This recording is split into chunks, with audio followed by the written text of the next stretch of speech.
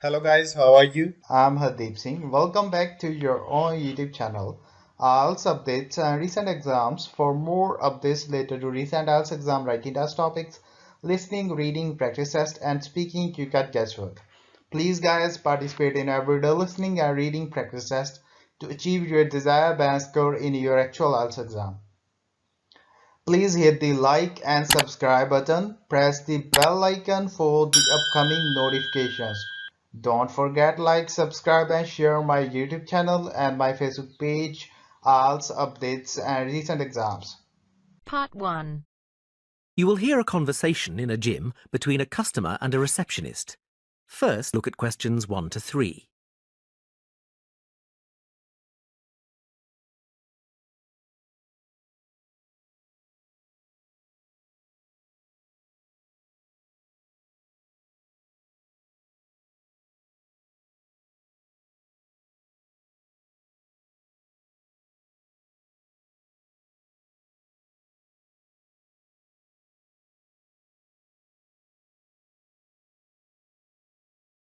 Hello, and welcome to Smith's Gym. Hi there. I'd like to become a member. Yes, of course. We just need to fill out a couple of forms and then I can show you around the gym. That would be great. Let's start with the membership form. Can I have your name, please? Yes, sure. Brad Simmons. Is that Simmons with a D or without? Without. SIMMONS. Got it. And can I take a contact number, please? Yes, sure. It's 04983 55521. Okay. 04983 55531. No, it's 21 at the end. Great. And do you have an email address? Yes, brad07@elmnet.com. That's ELEMNET.com. Right. Now, we've got 3 membership types here. Bronze, which is just off peak and costs £21 a month. Silver, which means you can use the gym at all times. This is £36.50. Or for just £5 more, you can get a gold membership, which gives you free access to the squash and tennis courts and all classes. For now, I think I'll just take the silver. That's fine, sir. That'll be £36.50 a month. Great. When can I start? Well, you'll need to have an induction first. We have spaces at 2:30, 4:45 and 8:15 tomorrow. Would any of these be suitable? I can't do tomorrow. Do you have anything for Saturday? Is that the 12th of November? No, it's the 11th. Yes, that's fine. Would 2:30 be okay? That's fine. I'll book you in with our trainer, Rob Ellis. Now, would you like me to show you around? That would be great. Before you hear the rest of the conversation, look at questions 4 to 10.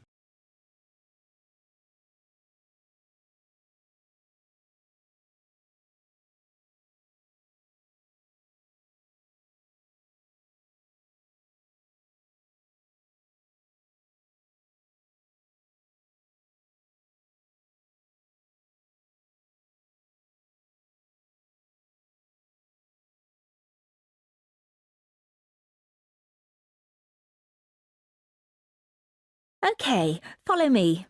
Let's go up the stairs to the main equipment room. As you can see, we have all the treadmills, bikes and rowing machines in here, and the weights are in the corner. Great. And is that the pool over there? Can I use that with my membership? Yes, at any time. Just go through the glass doors on the left. As you can see, the pool is dominated by the diving board at the far end. It's impressively tall. And on the right-hand side of the pool, you can see we have 2 lanes. The first one is a slow lane for those who are trying to improve their fitness. It gets really busy. The lane on the far right is what we call the club lane, because we reserve this for people who have membership. It is slightly less busy and the members can get a really good workout in it. That sounds great. Yes, it is good. And then near us, you can see a smaller area sectioned off nearly halfway across the pool. This area is where we put the school groups which come in the late afternoons during the week, usually from about 4. We keep them confined to that space so that the other end can be used for free swimming. And what is the little round pool for? We call that the toddler's pool. It's not very deep, and the mothers often bring their children in to teach them to swim in it. Great. Well, I'm glad I can use the pool. It will be good to vary my exercise. Definitely. When do you think you'll be coming? Most likely in the evenings. I'd like to come on Saturdays, but I often work then, so I think I'll have to miss that day and then come on Sundays. Oh, so you'll be a regular visitor? That's great news. Can I ask why you chose Smith's Gym? Well, actually, the television advert prompted me to join. It makes exercising look so much fun. I always thought going to the gym would be monotonous. No, not at all. It can be a lot of fun. My aim is to reach my optimum fitness. At the moment, I think I'm a bit unhealthy, so I'd like to change that. Well, give it some time and I'm sure you will. Now, shall we go back and complete the payment details? That is the end of part 1. You now have half a minute to check your answers.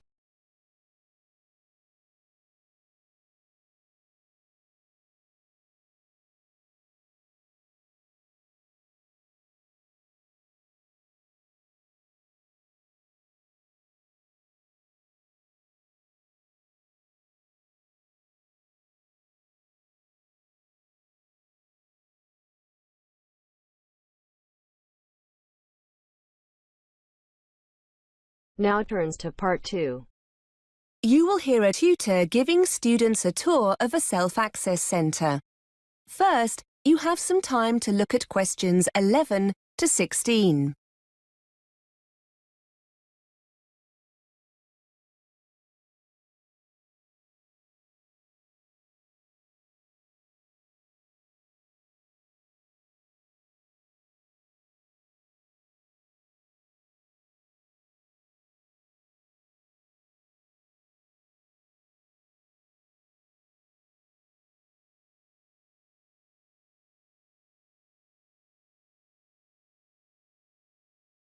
OK, so here we are on the first floor.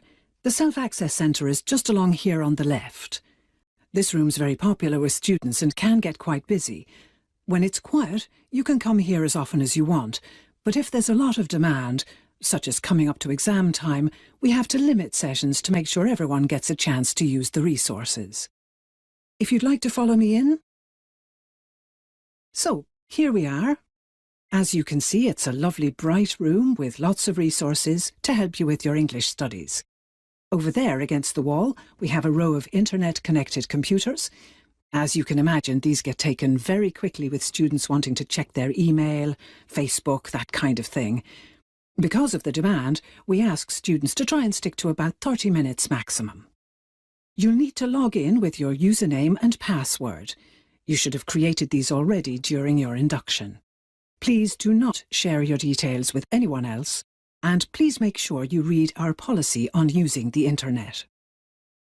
I mentioned the help desk earlier, and that's it over there, just past the computers in the corner. There are usually 2 members of staff available to help you, and these will often be teachers, so if you have any language questions, that's where you can go. Now, over there you can see the reference section. You'll find dictionaries, exam practice tests, vocabulary and grammar books. I should point out that these books are for reference only, and we don't offer a loan service. We are allowed to make photocopies of 1 or 2 pages, so if there's an exercise you need a copy of, ask the staff to help.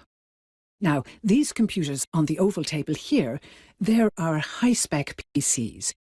You'll find programs to help you with your English, but also opportunities to practice other languages, such as Spanish, Chinese, German, several languages in fact. Some of them require a CD-ROM. You can collect them from the help desk. Oh, by the way, there's no internet connection on these computers, nor any office software for the time being.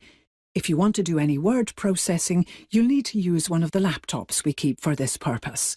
Again, see the staff if you need one of these. Before you hear the rest of the tour, you have some time to look at questions 17 to 20.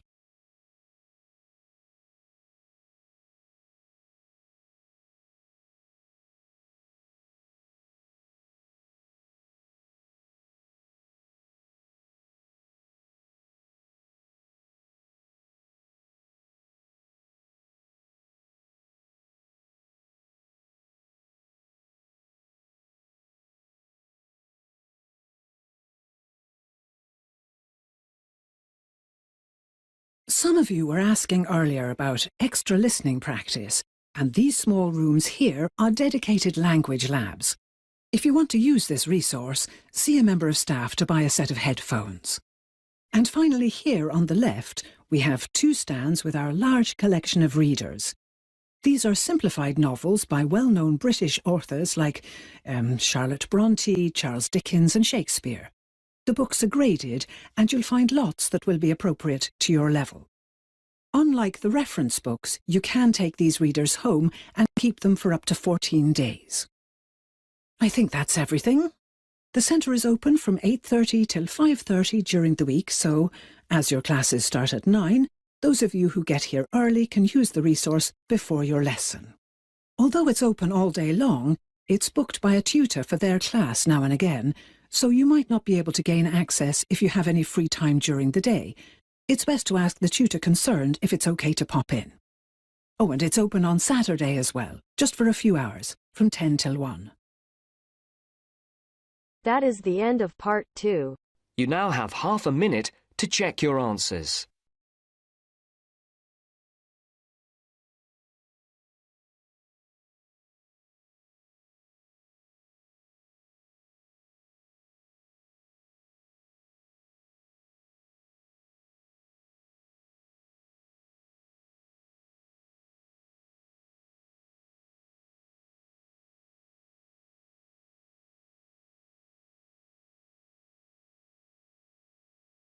Now turns to part 3. You will hear a conversation between a tutor and 2 students who are preparing for an English literature test. First, you have some time to look at questions 21 to 24.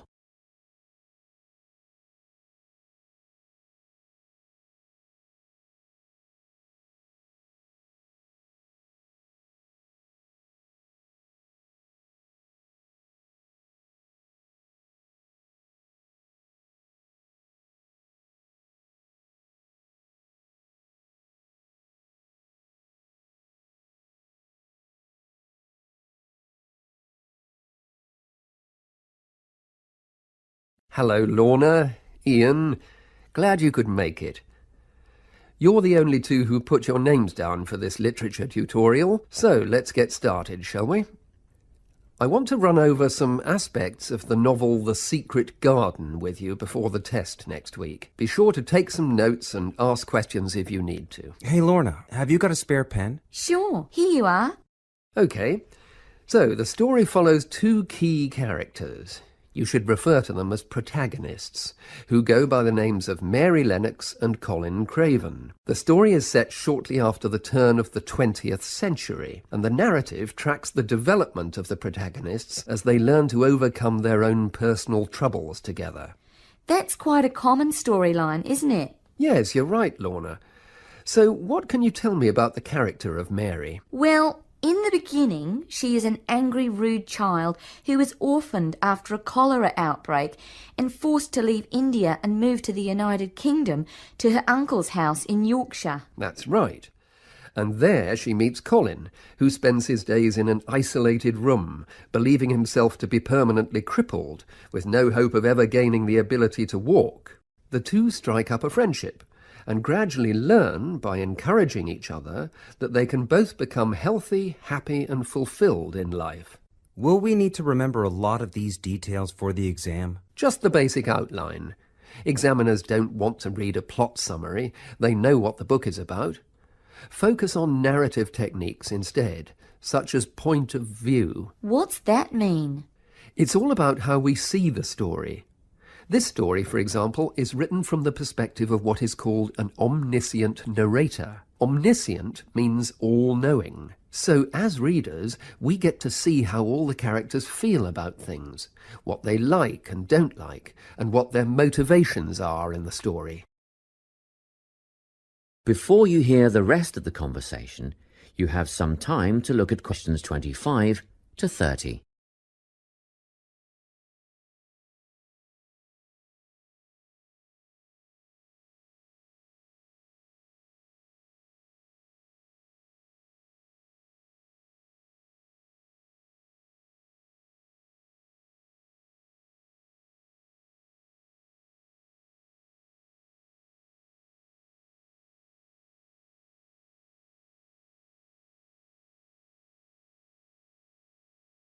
Won't it be hard to write a technical analysis?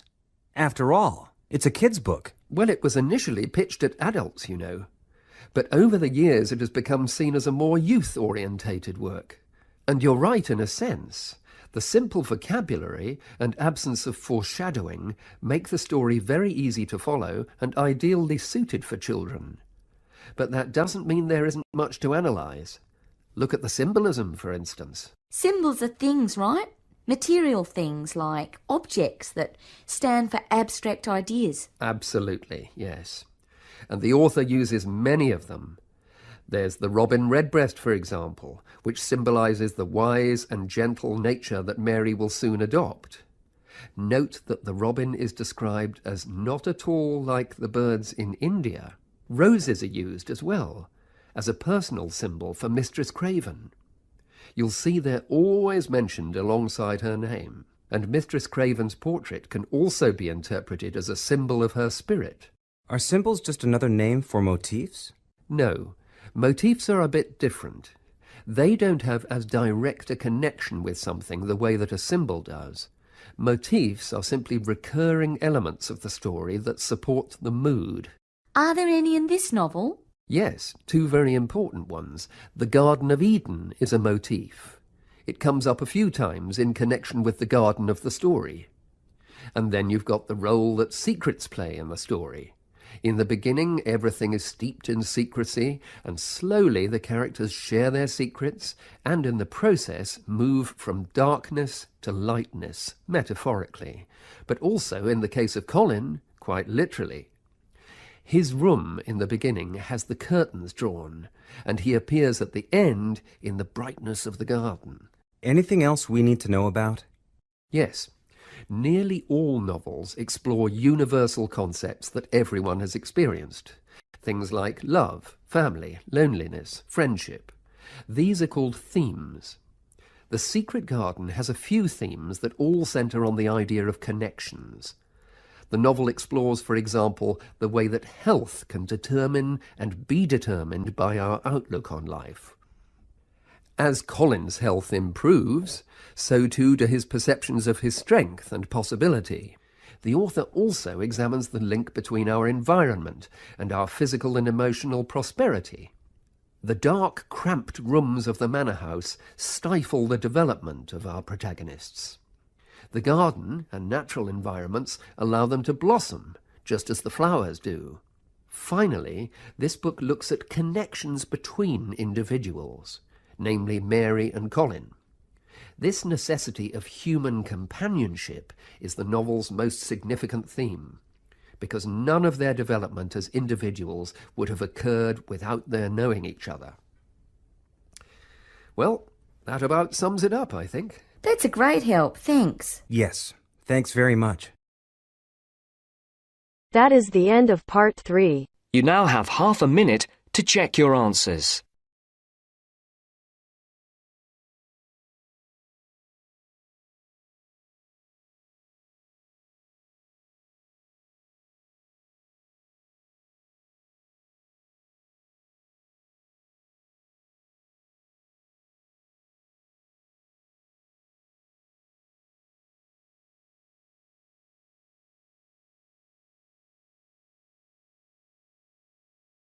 Now turns to part 4. You will hear a talk about stray cats. First, you have some time to look at questions 31 to 40.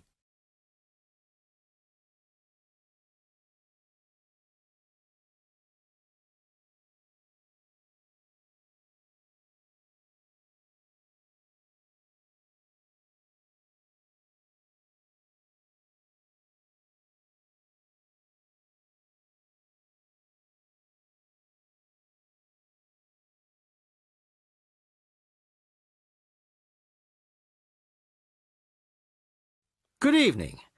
I'd like to introduce Laura Dunkswell of the Feral Cat Association.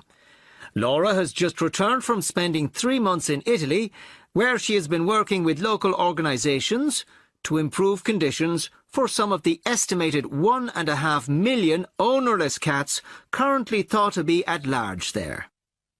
Thank you very much. The principal problem regarding this issue is much the same in Italy as it is in other countries. Public awareness. The general public have become so used to the sight of ownerless cats in poor condition wandering their streets that they simply don't recognise it as a problem. While some will put out scraps of food, the majority see feral cats in much the same light as, say, seagulls, a form of local wildlife which is of no particular concern to or responsibility of the human population. Of course, there are plenty of individuals who do take responsibility for cats in their areas, providing appropriate food, emergency veterinary treatment, and perhaps indoor shelter. But these people can only provide support for a fraction of the vast numbers of feral cats that exist. So, what's to be done? Find loving family homes for all feral cats? Well, that would be wonderful, of course, but unlikely to happen anytime soon.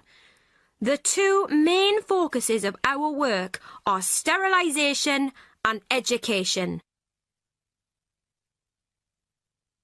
Sterilisation is usually only performed on female animals. It may seem a drastic intervention, but it benefits both the sterilised cats, who will not have to suffer the health consequences of endless pregnancies, and also the feral cat population as a whole, as controlling numbers reduces competition for whatever slender resources of food may exist.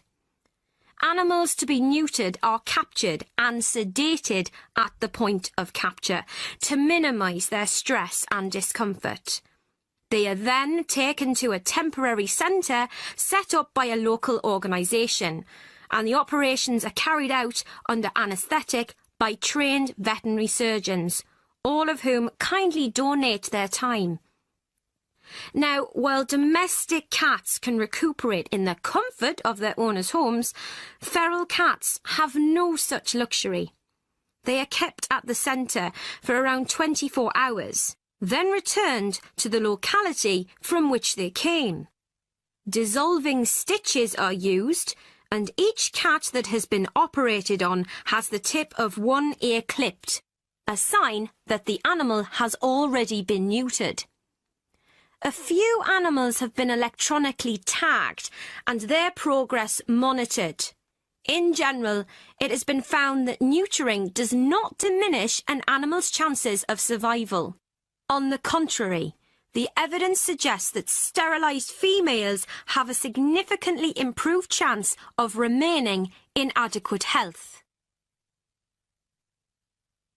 The other focus of our work is, as I said, education, publicising the issue and raising awareness. Our current poster campaign is a translation of the widely used slogan, "A kitten is not just for Christmas." At present, resources are rather limited, but, funds permitting, a campaign of radio advertisements is planned, perhaps in the run-up to next Christmas, reminding people that families may quickly become bored with the responsibility of owning a domestic animal. Last year, we used newspaper ads featuring pictures of emaciated strays and highlighting the fact that abandoning an animal simply transfers your problem to somebody else. Which leads me on to the final point I'd like to make. Organisations such as ours are sometimes depicted as being mainly for sentimental animal lovers. Well, I make no apology for that, but our work has a wider importance than the welfare of cats. Ownerless cats tend to quickly fall into ill health and can become a health hazard in various ways, including the spreading of disease and parasites. Children can be especially vulnerable to this, as they are more likely to handle an infected or infested animal. Thank you very much, Laura. That is the end of part 4. You now have half a minute to check your answers. So guys, don't forget like, subscribe and share my YouTube channel and my Facebook page, IELTS updates and recent exams. For more updates related to recent IELTS exam writing test topics, listening, reading, practice test and speaking, you can guesswork. Please guys, participate in everyday new IELTS listening and reading practice tests to achieve your desired band score in your actual IELTS exam. For more IELTS material, visit my official website www.ieltsupdatesandrecentexams.com. The link is given below in the description. If you need PDF files of latest IELTS material, then please join my Telegram channel. So guys, please write your score below the comment section. Again, thanks for listening. God bless you all guys. Stay tuned, stay safe.